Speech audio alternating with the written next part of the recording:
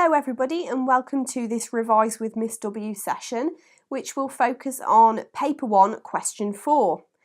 Now I'm hoping that you've already watched all of my tutorial how-to videos on how to answer each of the questions on Paper 1 and Paper 2, and that you're coming to this revision session with that knowledge in your mind.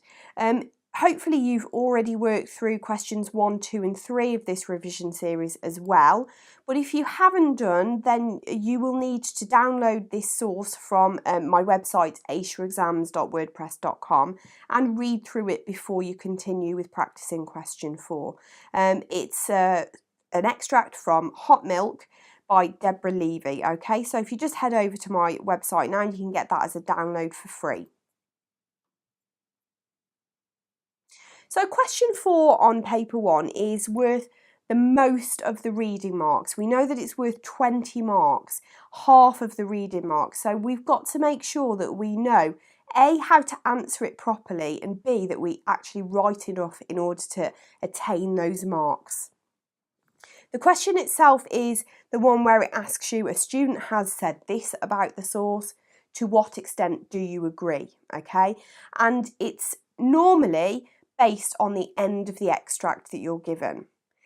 Now you need to make sure that you actually answer the question, so make sure at the beginning of your answer you do say to what extent you agree with the student. Okay, now you should have looked at my tutorial videos already, and there are paragraph flowcharts and full mark sample answers on my website which you can download and have a look at as well. So I'm hoping that you will have already seen how to structure an answer for this question. It's very, very easy to agree with the student in this case, but it's more perceptive to disagree as well. So my advice to you would be, when it asks you to what extent, mainly agree, but also offer a disagree point, even if it's just for one paragraph. And you're aiming for about 5 to 6 paragraphs for this question, which you will have about 25 minutes in order to write that. Now the question we're going to practice today is this one, and it's based on line 22 to the end of the extract. And it says, a student said, this part of the story shows that despite the beautiful surroundings, Sophia is not happy. Our happiness can only come from within. To what extent do you agree?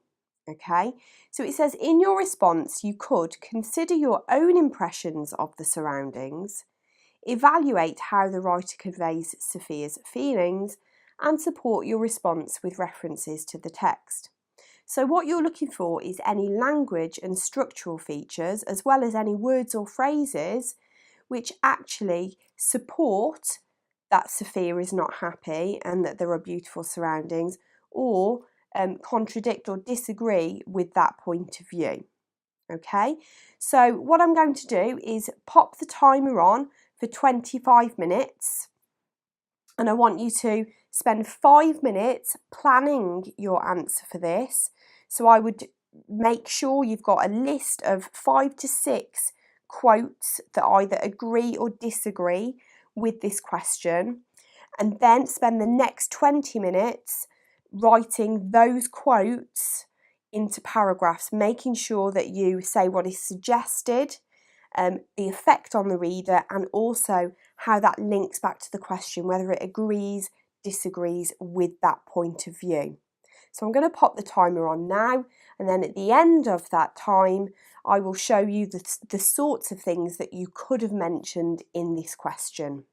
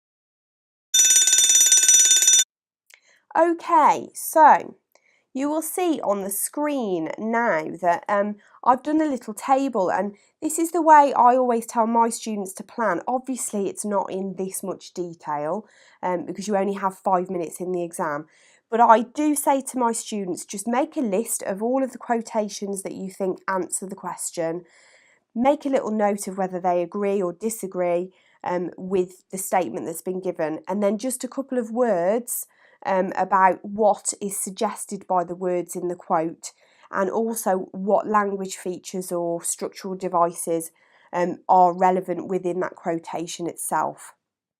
So these are just some of the things that I came up with. You might actually have some different things, which is perfectly okay as long as they actually answer the question. So one of the first things I saw was the quotation "arm blistered and burning," and I've mentioned that obviously that's alliteration, and I have mentioned that it's an adjective and a verb. So I've said obviously that suggests extreme physical pain, and the physical pain reflects her internal pain, okay? And the link back to the question, obviously that agrees that Sophia is not happy. But the link back to the question is the fact that obviously this actually happened, this injury happened while she was swimming in beautiful surroundings. And the fact that she was actually swimming suggests that she was enjoying that moment, okay? She was happy to go out and take a swim. So those are the kinds of things that I would pop into that paragraph when I explained that Sophia wasn't happy and how that quotation showed it.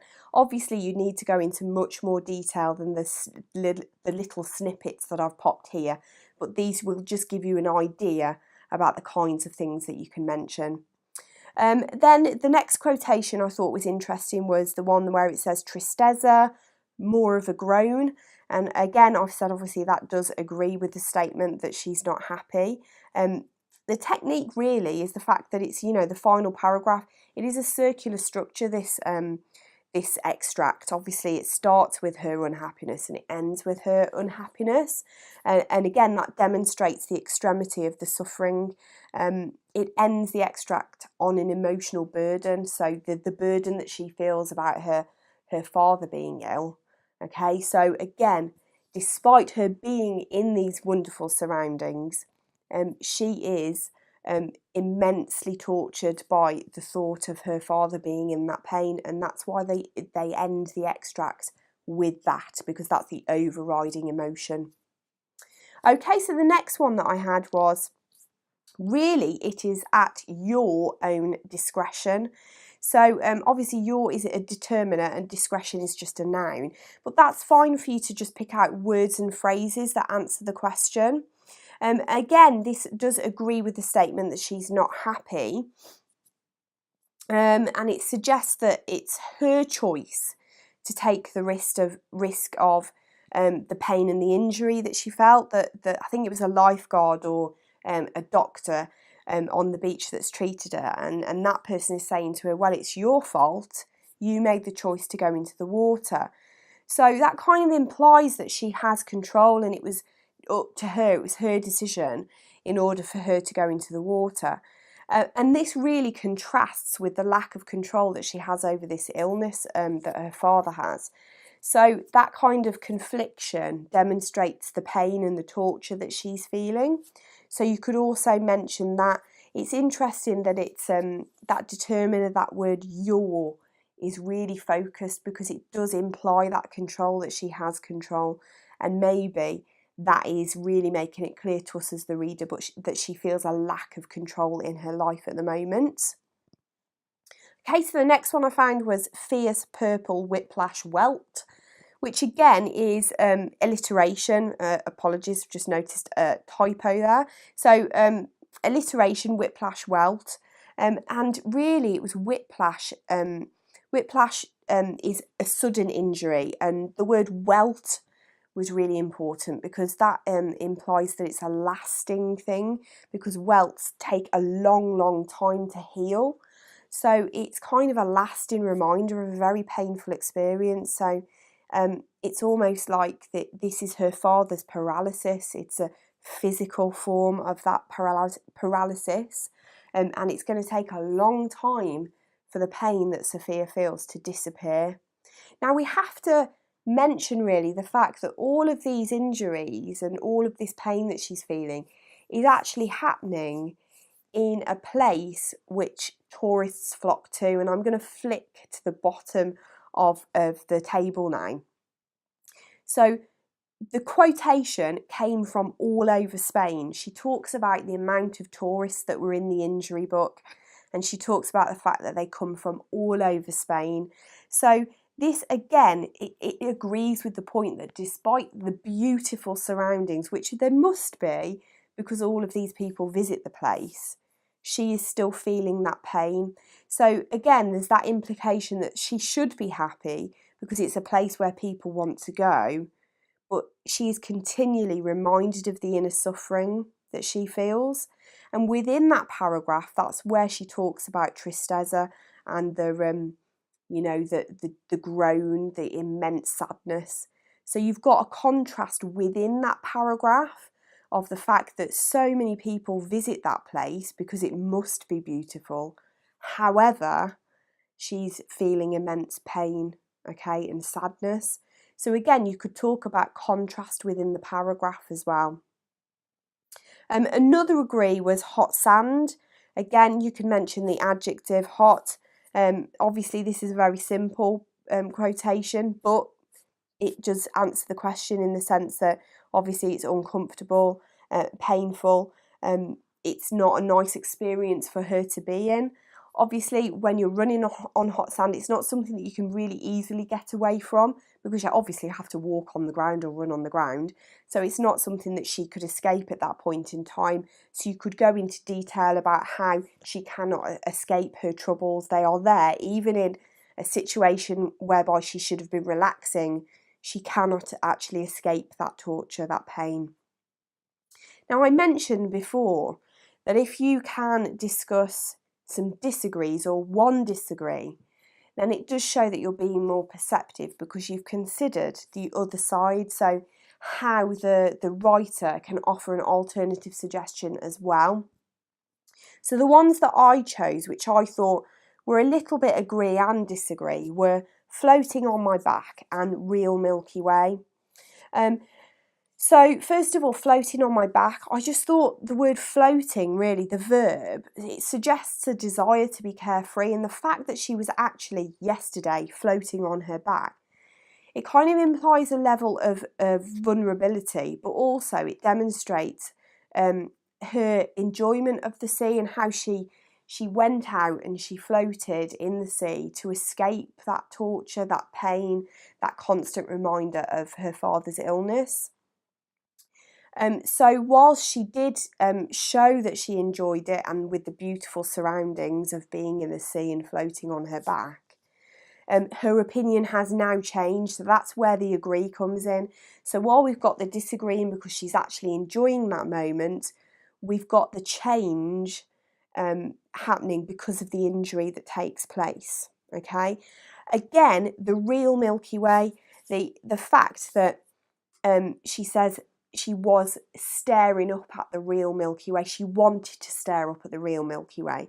Again, implies that that's something that you can do in that area.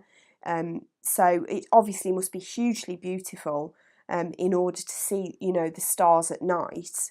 But that adjective, real, really suggests that Sophia is maybe living in a dream or a nightmare, that she doesn't think that what is around her is really the real world, that she feels like she's living in a nightmare.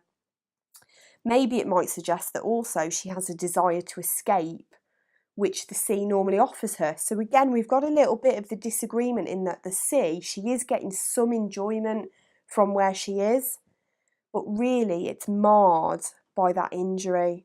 And that physical injury that takes place is really just the physical embodiment of this inner fear and upset and torture that she feels because of her father's illness. So can you see how really we've thought about the words in the quote, we've discussed language and structural features, but we've really thought about what is suggested by the words in the quote. What you then really need to do is think about how that makes the reader feel, okay? So does it make us feel sympathy? Does it make us feel angst? Does it make us feel fearful? Does it make us question? Does it make us wonder? So all of these effects you need to write into your paragraphs as well. Now, if it were me, I would start my answer answering the question, to what extent? So for this one, I would say something like, I agree to an extent with the statement, okay? And then I would pop the statement in. You might also want to write an overall viewpoint, okay? Now, things like this you could include in your answer. The fact that Sophia's state of mind actually determines how she feels about the incident which takes place. Now, obviously, being stung by a jellyfish is awful, okay? But the way that she goes into the detail about the injury itself, the detail she gives about the way it looks, the way it feels, the fact that the student said it was her fault, implied that it was her fault, the fact that then she goes on to talk about the amount of people that have been injured by them, and then she talks about the word tristesse. Okay, so all of this is hugely negative, but maybe it's actually her own state of mind that makes her feel this way. Okay, so wherever she is in the world, she is not going to feel any different, be that a beautiful place or an awful place. We could be stuck in drizzly Blighty and she would still feel the way that she feels in that beautiful place in Spain, okay, because it's how she feels inside that is the determining factor, okay.